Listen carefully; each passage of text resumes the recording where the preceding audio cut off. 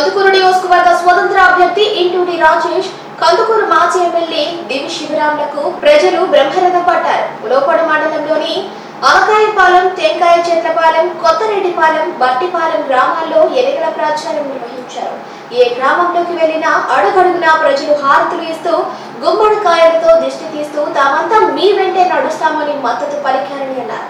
ఈ ఎన్నికల్లో మీ వెంటే తామంతా నడుస్తామని స్పష్టమైన హామీ ఇస్తున్నారు.